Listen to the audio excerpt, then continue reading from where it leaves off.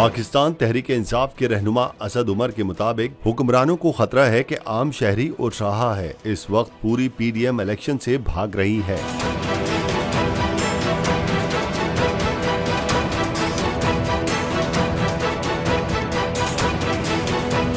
Press conference करते हुए तहरीक इंसाफ के रहनुमा असद उमर का कहना था कि FIA की जानिब से 150 नोटिस भेजे गए हैं। हुक्मरानों का मकसद PTI अरकान को हरासा करना है। वेबसाइट्स के जरिए फंड रेजिंग को गैर कानूनी कहा जा रहा है।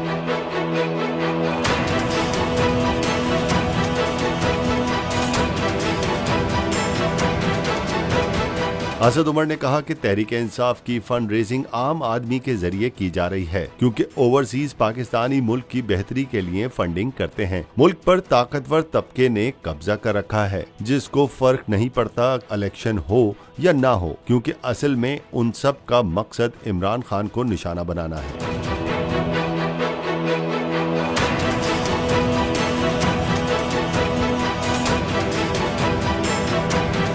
प्रेस कॉन्फ्रेंस के दौरान असद उमर ने सोशल मीडिया, आजादी इजहार राय पर पाबंदी और सेनेटर सैफुल्लाह नियाजी के घर FIA के छापे पर मजम्मत भी की। उन्होंने मजीद कहा कि इमरान खान की तकरीर चैनल पर बंद की तो सोशल मीडिया पर आसमान पर चली गई।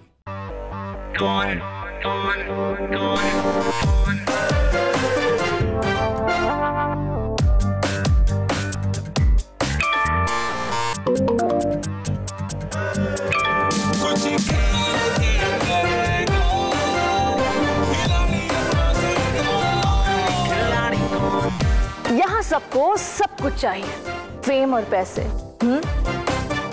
लेकिन ये सब होगा कैसे? Let's find out. आखिरी खिलाड़ी कौन?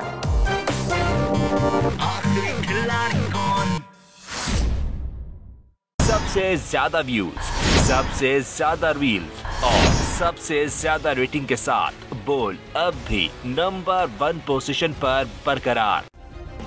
सब्सक्राइब करें और बेल दबाएं ताकि कोई खबर रह न जाए।